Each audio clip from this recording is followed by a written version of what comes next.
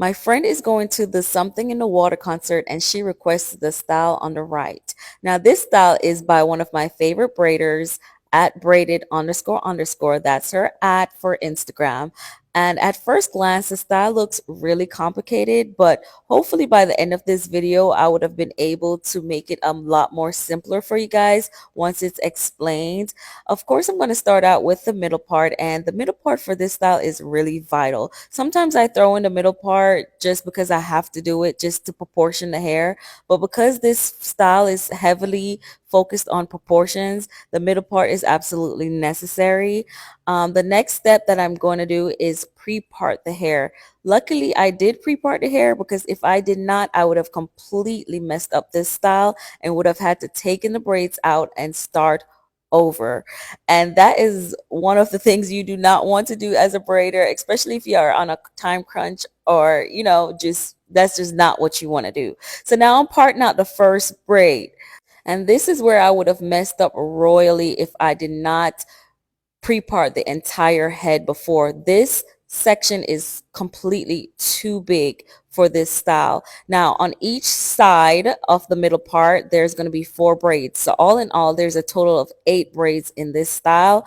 However, this section I'm parting out is supposed to be 1 braid, but you're going to see in just a few moments how much bigger it is than any other braid that would have been on that side. So now if I did not pre-part the style, I would have started braiding and I would have been completely off, and every other braid would have been much smaller, or we would have been really forcing braids in the hair if I did not pre-part. And that is the beauty of pre-parting, guys, before you start any style, is that you get to see where there's room for mistakes, and you get to change those mistakes before it's too late. So now that I've pre-parted a second braid, I'm looking back and forth and I'm like, whoa, like that one is much smaller than the first one I pre-parted. I went ahead and finished pre-parting, but immediately like, I knew that it was too big. So I finished pre-parting, and instead of starting on the side that I started on, I corrected myself on the other half of her head and sectioned it out properly. I was not able to show that, but as you guys can see, this part is smaller than the first one I did because I corrected it and I started on that side. Now we are pre-parting the little section for the S braids. So this is what makes the style a little bit easier, is because you have to pre-part those small sections. So I'm putting the shine and jam on it and crisping it up, and then just leaving them on its own because I'm going to be braiding them individually up and down, up and down. So there's different ways you can pre-part, and I'm going to show you guys as we go on in the video how to make it much easier on yourself. So now I started on this side, and because I have to kind of move around the client for this style because the braids are going up and down, I had to like shut the camera off, and then we just end up completely doing this entire half of her head without filming, and then I started back filming on the other half. So you didn't miss much, but you did miss much. So we're starting off on the other side. I completely flipped sides, but it still looked like I'm doing the same style or the same braid, but I'm not.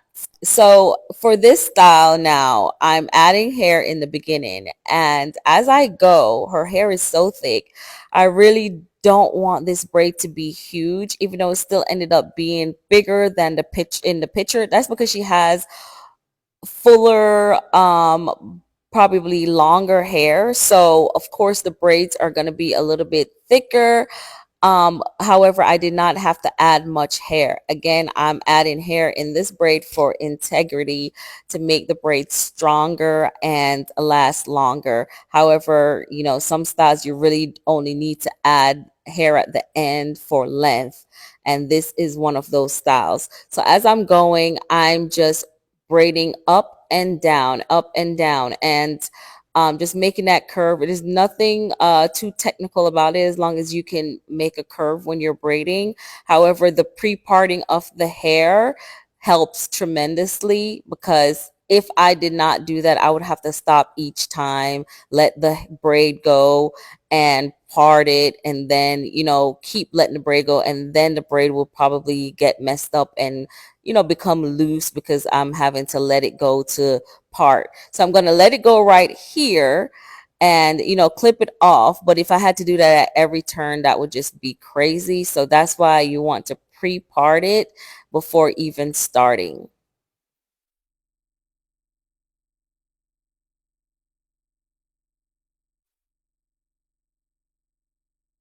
So now once I've reached that section, I do look at the picture to see like where did she start braiding back, and then that's where I started going straight back with it.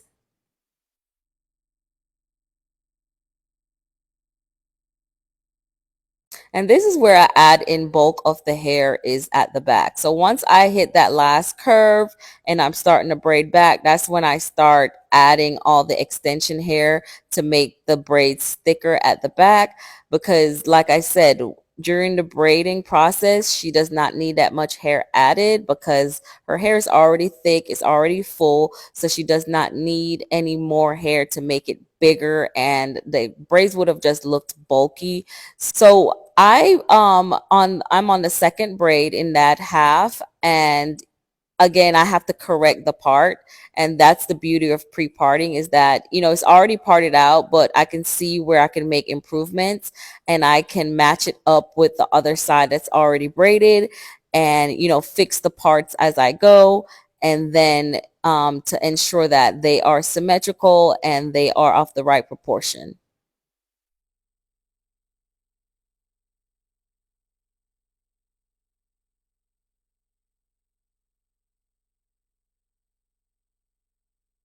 So now this is another way that you can pre-part. As you guys can see, I'm parting and I'm flipping some half over one side and the other half over the other side. So that's a great way to keep the hair separated when you're pre-parting, is just to flip one on one side, the other when you do the other part, you flip it down and back and forth, and that's the best way to keep the hair from getting mixed up and getting um, gathered together, and to make it easier so that once you start braiding, the hair is not in your way.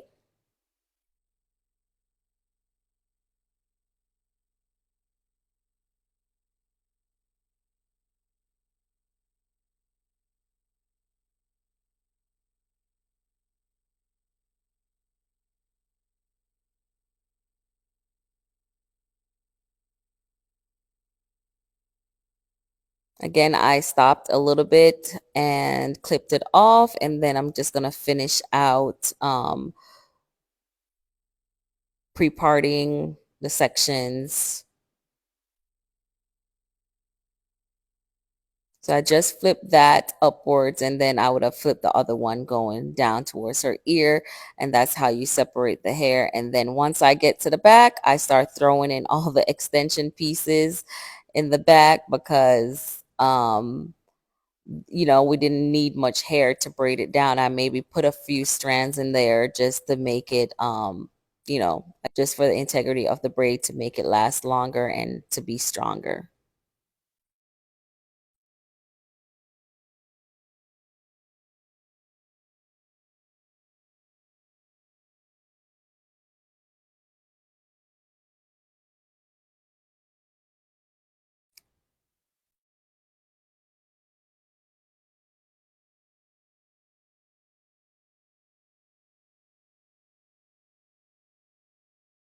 So with this style, you really have to look at the picture because it's so unique, and that's why it's so eye-catching.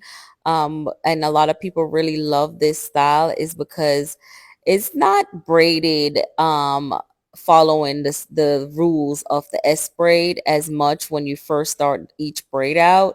So you really have to pay attention to the picture and how she starts off each braid to really get the style. So when you're doing this style, or if you're trying to copy this style, you really have to pay attention to the picture and how she starts off each braid, because that's what makes this style so unique. So once you can see the full picture of when I'm completely done, you'll see in the center of her head where how each braid is started off. So now while I'm brushing her hair out, she's actually mixing the hair. She came with 3 different color hair and we ended up mixing them. And you know, this is the beauty of have only doing friends and family, is that I can employ my friends and my family. There's no politics in doing hair when they come to my house. Sometimes, you know, to speed things up, I employ them to do the work. And, you know, if I was in the salon, of course, I would have to stop and mix the hair myself, just because there's a lot of politics in, you know, employing someone that's paying you to do the hair, which I completely understand.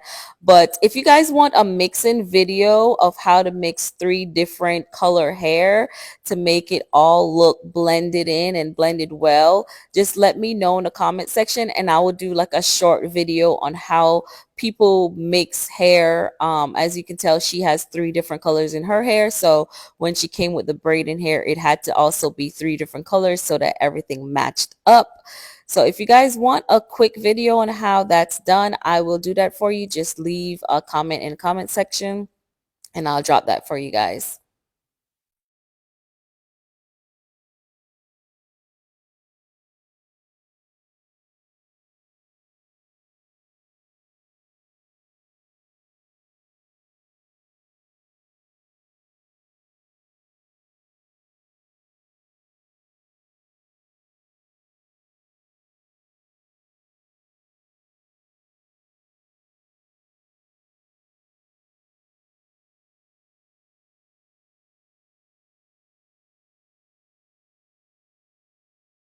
Now we are at the end and you can kind of see the center a little bit. That's the most intriguing part of this braid style, is the center braids. And I'm just finishing out braiding her ends and I'm going to dip them. And this is the final look, you guys. Tell me what you think as always. Look at the center. This is the unique part about the style.